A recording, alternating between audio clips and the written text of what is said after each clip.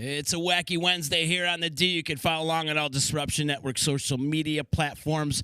Off to a little bit of a late start, but we'll get into that in just a little bit. Shout out to EJA Moving Services, the professional movers. When you're ready to move and relocate, hit up my boy Eddie Alsheimer and his fine staff at 315-335-0516, EJAmoving.com. There's no task they can't handle. They'll move a festival for you. They'll move your studio. They'll move your gym equipment. They'll even move an elephant. They'll move pretty much anything. They will. They're great. They're awesome. Tell them Uncle Z sent you. It might or might not get you a discount. Who knows? You never know. You want a good meal this week? Hit up Joey's at 307 Mohawk St. They got amazing seafood. They got an amazing dinner menu. They even do catering. Give them a call today for reservations because that's the only way you're getting a table. It's 315-864-3527. Shout out to Utica Coffee. Shout out to my attorney, Dave Longaretta, who's been keeping me out of trouble since the early 90s. 315-735-6162 is the number. You can reach him if you need legal advice. Also, big ups to my friends over at Saranac. Under Too Long is a book by Billy the Liquor Guy. It's about undercover agents infiltrating biker gangs and Al-Qaeda. It's an amazing story, and on the anniversary of 9/11 that's coming up in just a couple of days, Billy was in the middle of all that, and Billy talks about that in the book. It's called Under Too Long. You can get it on Amazon or wherever you get your books. And also, shout out to Ballsy, ballwash.com. Go to ballwash.com, type in promo code members only, get yourself a 15% discount. Coming up on September 18th and 19th, East Aurora, New York, Knox Farm State Park, Boarderland Festival.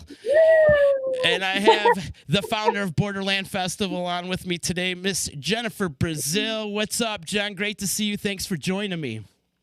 Hi, Z. Thank you so much for having me. Your intro is so fun. It's gets you all pumped up. Did you get all pumped up? I don't usually use it sometimes. I don't know. It's kind of dated, and there's like ex-friends in there and ex-girlfriends in there, so I need to revamp that a little bit. You gotta redo it. Yeah. I do. Maybe we'll get you some Borderland photos in there this year.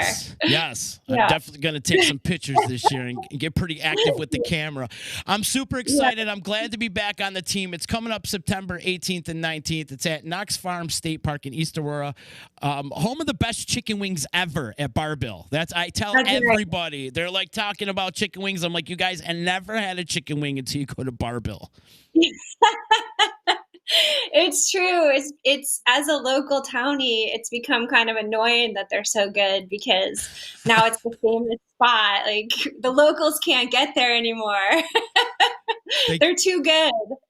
They're too good. They're so good. Yeah. It's like a science with them. I don't understand how they perfected the art of chicken wings, but Bar-Bill definitely did. I'm pretty excited to have a couple chicken wings. For sure. We'll get you over there. Yeah.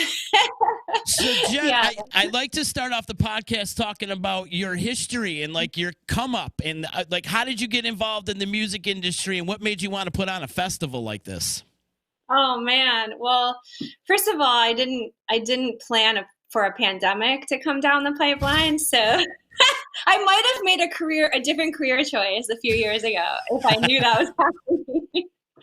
But yeah, it's been quite a journey. I would say at this point, I've been in the music industry 3 years. And, I fell into it really randomly out in San Francisco. I moved out to San Francisco after I graduated college and I was a little hippie chick and I went to see shows all the time and I went to see festivals all the time. And I just started making friends with all the promoters. And that was kind of like, end of story. I got swept up.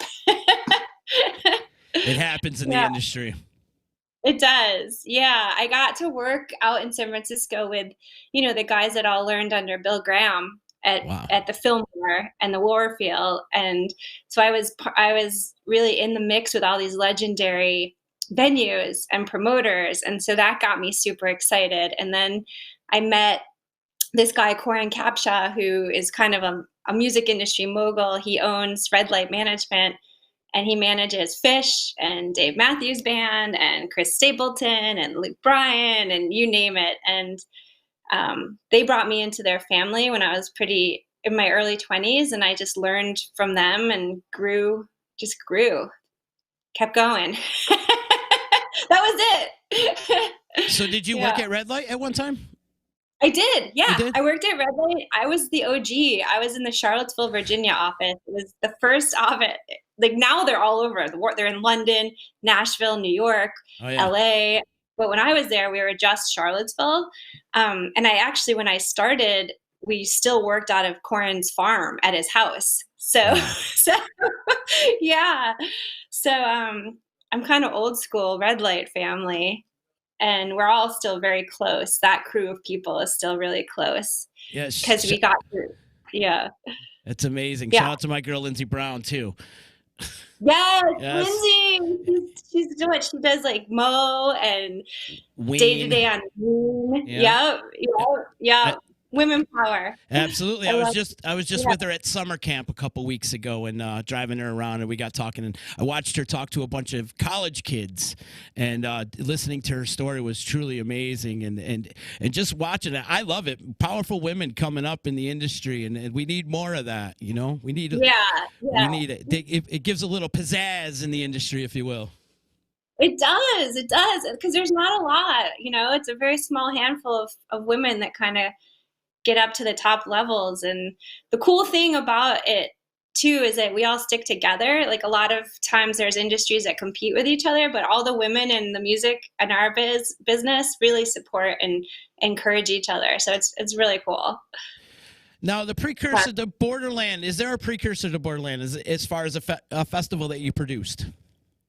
Yeah, so after I left the red light management, I moved out to LA for a long time and lived in Santa Monica and worked in a lot of the label world. And then I got brought in by my friend Scotty, who lived in Colorado, and he and I started a brand together called Winter Wondergrass. So we started winter festivals that I did for 10 years out in Steamboat, Colorado, Vail, Colorado, and Squaw Valley, California.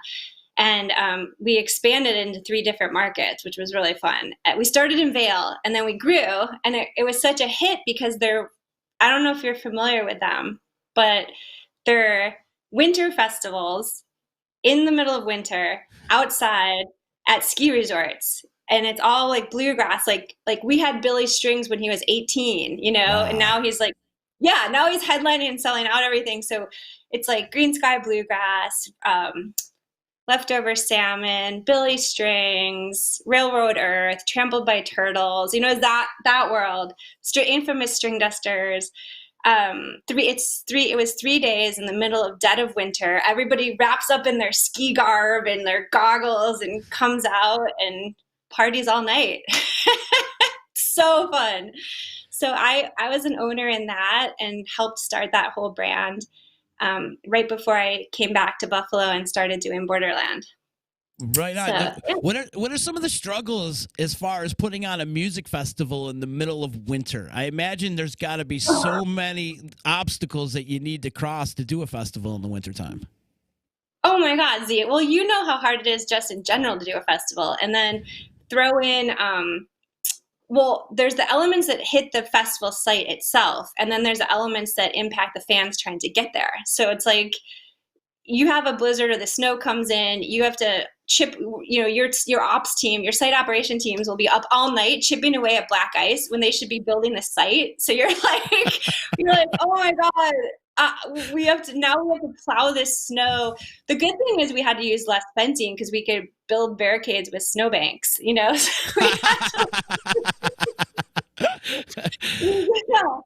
We would create the perimeter with pushing like snow up against it, and and then we had like black ice. We had a bunch of years it would dip into the negatives. So the bands were up there, and these were bluegrass bands. They're playing guitars and banjos, and they really move their finger. Like think about Billy Strings; his fingers are like. So I would have to like run out on stage and shove hand warmers in their pockets during the sets to like keep replacing the hand warmers so they could stick their hand in. They'd play, and then they'd have to warm their fingers up really fast in their pocket and then come back up. So there's a lot of challenges in the winter for sure, but then there's also the magic of it. Mm-hmm. Like on the flip side of it, there's the magic, like that one set where the sky just opens up and amazing soft dumping powder comes down during a Green Sky Bluegrass encore, and it's like beautiful powder snow falling. So there's a lot of magic to the winter festivals, for sure. Yeah, I can imagine. Yeah. I can only imagine, especially when you're talking about negative temperatures, and it's got to be a struggle for a lot of these musicians. As you said, you keep putting hand warmers in their pockets, and it's hard to move your fingers, even if you're not playing. Even just walking down the street in the wintertime, you can freeze to death. So, kudos to them. And I imagine you had repeated bands come, right? I mean, I'm sure they got used to it, and they love to be a part of that. They did, yeah. It was super cool. It was all bluegrass. Like Boarderland is an Americana diverse genre, but Winter Wondergrass was basically all bluegrass. And so it's a small market for a small genre, big market, small genre, especially in Colorado. Bluegrass is so big, it sells out so fast. But all the bands are super tight. They all know each other really well. They all love playing together. So we would bring back the same bands. Like I said, like Green Sky Bluegrass, Railroad Earth, Billy Strings, Infamous String Dusters, and Leftover Salmon. They love telling the story about when they played and it was like 22 degrees negative, and they're like, but it was Sam Bush Band. Yeah, they kind of know what to expect now when they come into Underground. And they know that their strings will break or their fingers will be numb, but they just kind of prepare. They do shots of whiskey before they go out. Yeah, so it was a really cool brand to be a part of, because everybody really was super dedicated. It's still happening. I kind of moved out just to start my own thing, but it's still going on out in Colorado and in California. Absolutely amazing. I can imagine these bands have like a barrel of whiskey around their neck, like they're a Saint Bernard or something, right? Pretty much with a straw tapped into it. Yeah. That's hilarious. Yeah. So talk about the brainchild of Boarderland and what made you come back to Buffalo, and was Boarderland the reason why you came back to Buffalo to start this festival, or?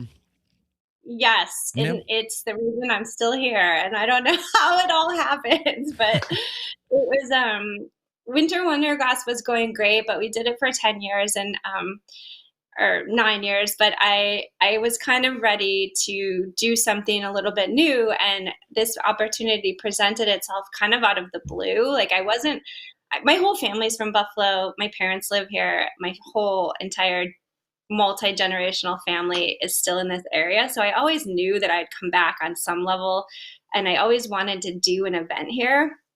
I never just knew what it would be. It was in the back of my head, but I didn't know it was going to be a festival that actually landed in my hometown. So not only is it in Buffalo, but it's literally takes place on a park in my hometown where I grew up, a mile from the house I grew up in. So wow. It's very full circle, I will say.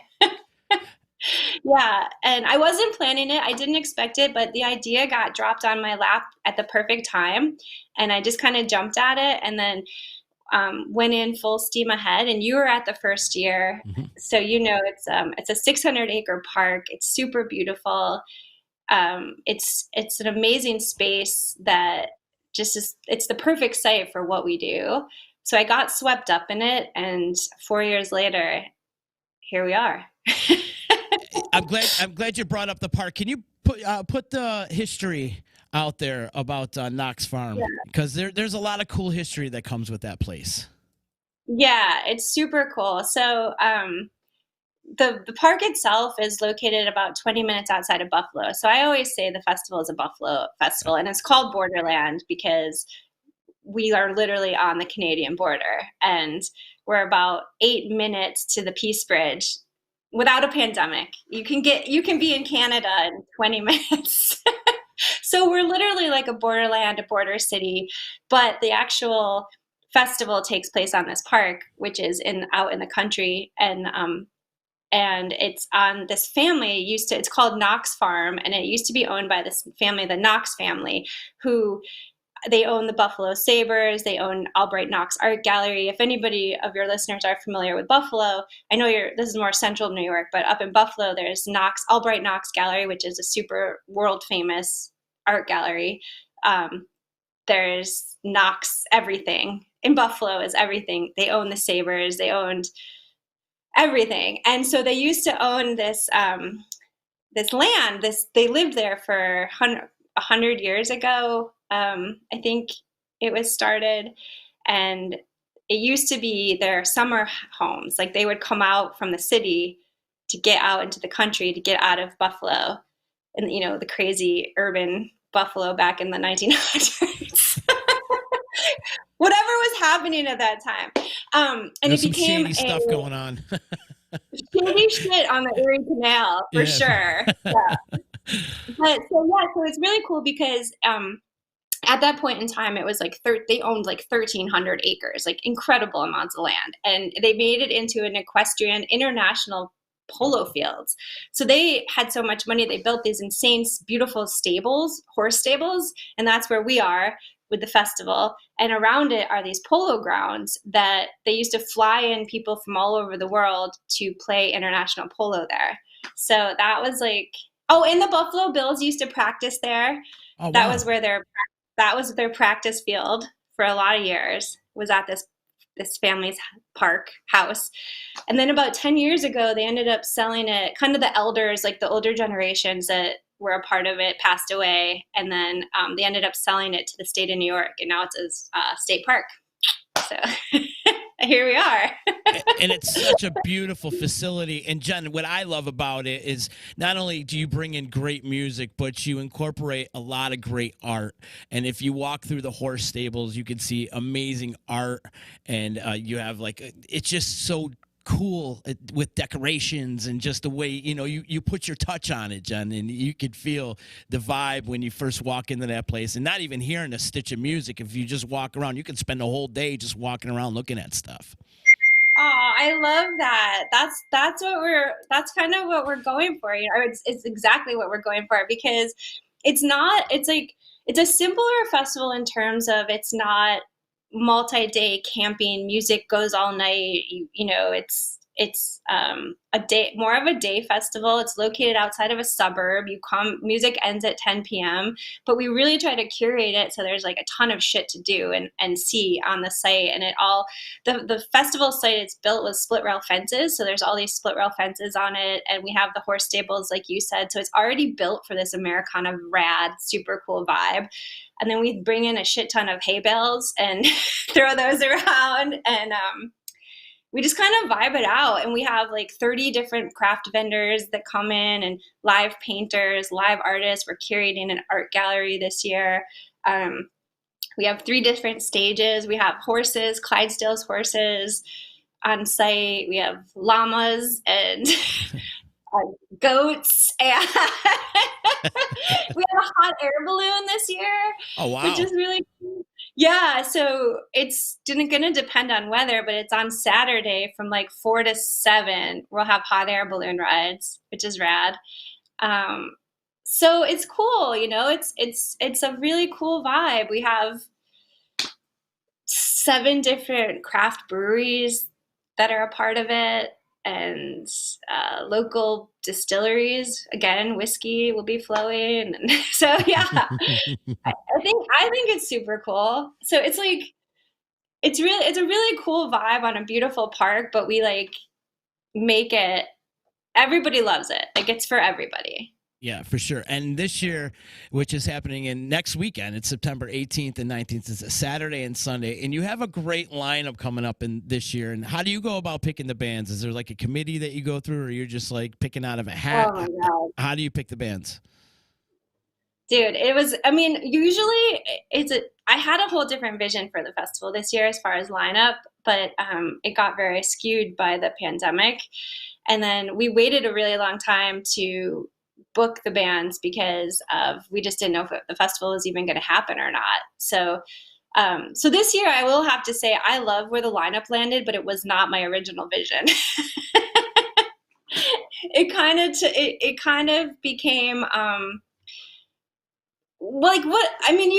you run events, but you have a vision of who you want, the vibe that you want to create, and then you start going after those bands, and then you realize they're not available or they cost too much money, so you have to switch your vision a little bit.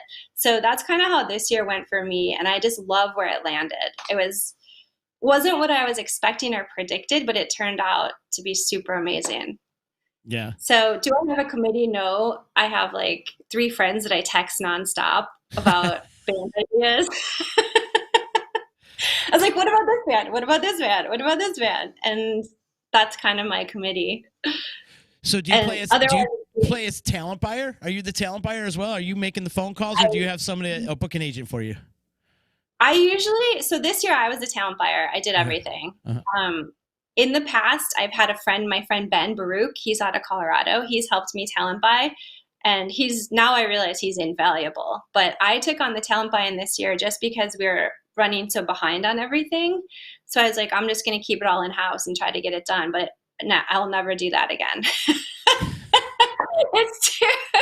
It's so hard. It's hard. Like, talent buying is really challenging. Yes. It's a lot of back and forth. Yeah. It's not just picking up a phone call. You got to read contracts and go through riders and just really pick apart some things, and like you said, going back and forth. And that actually is the strenuous part of talent buying, is just the constant back and forth. And it could be a little bit bickering, and you're making deals, and some things are a little bit higher than the other, and you're looking at their stupid rider requests, and it gets tricky for sure. It gets super tricky, and it's everything you just said. It's like you make an offer. You find a band, you're like, oh, I love them, I want to book them. You make an offer, find out if they're available first, and then if they are, you send the offer, and then it's not enough money. They want more money, so you have to go back and offer more money. Then they want hotel rooms. You have to say no. You have to, it's like this back and forth and back and forth. And then, so in the past, it was really nice to have a middle person doing that for me, and he could kind of deal with like the bullshit business side of stuff, and I could just be on the outside, like being the nice guy. And then and then when you're talent buying yourself for your own festival, you have to play every role. Yep. So it's challenging. Yeah, it really is. And like I said, I'm really happy where our lineup landed. Jason Isbell has always been a dream artist for us that we thought would fit perfect with our brand. So we're stoked, but it was a long road to get there. Oh, sure. For sure. And not only that, you got the Revivalists playing, you got Talk, you got Moon Taxi, Pigeons playing ping pong, Infamous String Dusters. The list goes on and on and on. I think the lineup is great this year. Thank you, Z. You're a music guy, so that means a lot to me. But yeah, Pigeons, I'm really stoked about Pigeons. I made this joke a couple years ago. I'm like, I could never book a band with that name. And now I'm like, they're the best band. I love them. Yeah, they're definitely one of those up and coming jam bands. They're on that new wave of jam bands. There's always been these waves. The first wave being the Dead and the Allman Brothers, the band, and the second wave Fish and Dave Matthews, and so on and so forth. And right now they are on the popular side of the new wave, which is cool. I love seeing this whole new jam band, all these jam bands develop and become a powerhouse on their own. It's good to see. It is. It's cool. They have. Pigeons themselves have an amazing fan base. They're super dedicated and loyal, and they're a really fun band. And I have just, after working with them for the past 6 months, they're so easy to work with. Their whole team is super cool, so kind, good people. Just like, it was an awesome experience all around, just working with them. So I'm excited to see them play for sure. Absolutely. They're a great crew. Jenn, you know what I do love? You brought up the family. And what I love about the festival, too, is you put your whole family to work. You do. Everybody in your family is out there doing some form of work one way or another. You got your nephews out running water to people and running around. And like your aunts and your uncles and everybody, they're just doing it, man. I love that you put the family to work. So you can really say this is a family-run festival. I know. It's so true. It's a joke too. Like, my mom is actually the boss. Like, she runs the information booth, and my cousin built one of our stages, which was super cool. And he built the Homespun stage out of reclaimed recycled wood. And I make my sister run the kids area. And yeah, I definitely it's pretty cool. Cause like, if we don't have stuff, I could put out a big APB and I'll be like, oh my God, we need 10 water coolers. And all of a sudden, like, 100 water coolers are delivered to site. So I'm lucky. I got a crew. We roll deep. You do roll deep. We were talking earlier too about the struggles of the pandemic. How are you making these adjustments to fit the whole protocol of what's going on with this corona crap that we're dealing with? I know, dude. It's been rough. Like you and I were talking about before we came on here, it's impacting everybody, because anything from like our food vendors can't, we've had a couple food vendors bail out last minute because they can't find staff to staff the festival or run their business. They can't come to the festival and run their brick and mortar business. And so it's like, it's a full ripple effect all around, for sure. And we're feeling it a lot. And just recently we had to implement the COVID rules that's happening to everybody right now with testing. So we have to ask for a vaccine or a negative COVID test. And that alone had its own trickle down ripple effect, because it stopped ticket sales for a while. It definitely impacted our ticket sales, and we had to focus on the messaging for that. And then we have to add more staffing to cover this at the front gate. And people are so torn on, it's such a political issue. So you get, some people were so excited to have these protocols, and some people were so pissed. So it's a challenge. It's tough to navigate this in the event space. It really aggravates me, the people that make it a political issue, because it's not. And don't get me started, because this is when I get frustrated. But But you do got a great team behind you, and you're going to hit a home run next weekend, September 18th and 19th at Knox Farms with Boarderland Festival. Tickets on sale. You could go to borderlandfestival.com. They got the lineup. You can get all the info that you need. You can hear about previous Borderlands. And give me a wish list, though. What's your wish list of bands maybe in the future of who you would like to see at your festival? I mean, dude, my ultimate dream would be to have Fish play in my backyard, because I'm a dorky little fish head. But me too. Yeah. Also, Dave Matthews Band is big, because I worked for them for so long. That'd be a huge band for me. But vibe wise, like Sturgill, I'm a big Sturgill Simpson fan. Tyler Childers, but Dead and Company, Fish, and those are top of my list. And I think if we wouldn't have had to skip the pandemic year last year, we'd be heading in that direction faster. But everything's just slowed down a little bit. So hopefully next year we'll come back and go big. Yeah, for sure. Big. Everybody in the $1 million category you want. Yes. I want bands that cost $1 million. Literally, for your listeners, we're not joking. They literally cost $1 million. As we get close to crunch time, are you starting to lack in your sleeping habits right now? Because I'm sure you got a lot on your plate right now. Oh my God, I'm a shit show. I can't even believe I'm having. I don't even know if I'm having a coherent conversation with you, to be honest. But you're doing quite well. Okay. Yeah, I'm already exhausted. It's just been a long year. Like, we just not to keep beating that issue. It's just everything's extra hard. Mm-hmm. And it's already hard to plan an entire business. You work all year round for 2 days of a year, 2 or 3 days. You bust your ass, and you hope it's going to be beautiful weather, and you hope people come, and we couldn't predict that we'd also have a pandemic back in action. So yeah, I'm going to be a lunatic by next weekend. So just watch out, Z. I'll keep my distance. I'm definitely going to be unslept, but I'm trying to balance it out with some hikes in the woods to, keep the energy grounded.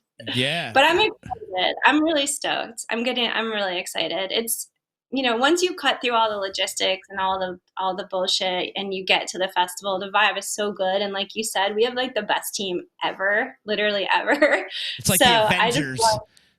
It is the Avengers. It's like someone with their superpowers, and I'm just stoked to hang out with my team. So it's all good. Yeah, I'm ready. You put a good team together. Jenn, before we get out of here, I want a good pinch me moment. Pinch me, I can't believe my career has taken me to this moment right now. Or you could give me a couple of them. I'm sure you've had a couple great experiences in your life. I would say my biggest one was flying on a private jet from the Greek Theater in San Francisco to Telluride, Colorado, to see fish and I was on the plane with fish. So I flew on a jet, sitting next to Trey on a plane. 6 of us were on this plane, and we flew into Telluride, Colorado. And I don't know if you've ever been there, but it's to fly in, there's a cliff. The airport is on a side of a cliff. So if there's one little minute of wind, you could like smash into the cliff. So that alone was amazing. But then to be sitting next to like Trey and Fishman from my favorite band, flying in to watch them play 4 nights in Telluride, that was a pretty big pinch me moment. That was my biggest. And then standing next to Eddie Vedder on the side of the stage at Bonnaroo, talking to him about the weather. That's like, he's like, nice day out, right? I'm like, did Eddie Vedder just talk to me about the weather? So those moments are kind of unforgettable. Yeah, for sure.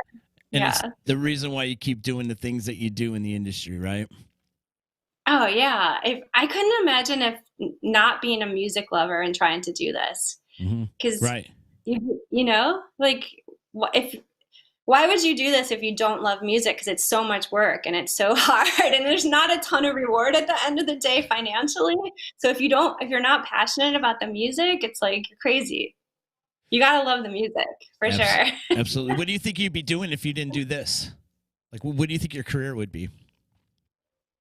Well, I'll tell you in October when I'm sitting on a beach with a pina colada, thinking about my next career stuff. I have no idea. I don't think there was any other path for me, to be honest. Like this music has been my calling. I love it so much. So I hope, as I get a little bit older, I hope I want to do a little more in the sustainability world. So I do that at my festival. It's such a passion for me. So I think I want to start branching out into that. And I want to combine it all. So music, sustainability, grow it, go a little bit bigger, but maybe become a farmer, plant some tomatoes. I love it. Jenn, I'm super excited to get together with the whole Boarderland crew. Thanks for having me back. We're going to have a great time. It's coming up on September 18th and 19th. People from Central New York, you don't want to miss this festival. I'm telling you. We have a fan base that's pretty much international, but we do have a lot of people from Central New York that chime in, obviously, because it's my home area. And I would really love to see a lot of my hometown come out and support this. You guys will have a great time. Like we mentioned before, there's a lot of great art. There's a great lineup. It's just put on by beautiful people, and it's always a good time. So make sure you check out Boarderland. For more information, go to borderlandfestival.com and check out all the info on that website. Jenn, is there anything you'd like to get across before we bounce? I think you nailed it, dude. You covered it. I just hope people come, and I just want to throw a huge celebration. We all need to take a big fat exhale of life right now. Everybody needs it, and I want to throw that I want to throw that party for you. So come and have a great time. Excellent. I'm doing this for you. Awesome. And I love you. That's why we're in this business, right? We do it for the people. We do it to see smiles on faces, and just those little serendipitous moments are the reason why we keep coming back and doing these things. For sure. Yep. Awesome. Yeah. Jenn, thank you so much for taking the time today. I'm looking forward to getting together with you next weekend. Again, people, September 18th and 19th, East Aurora, New York. It's at Knox Farm State Park in East Aurora, Boarderland Festival. Get your tickets. It's a great time. Great lineup. Jenn Brazil, you're a gem, sweetheart. Good luck with everything. Can't wait to see you. See you soon. Thank you. Thank you. Okay. Bye.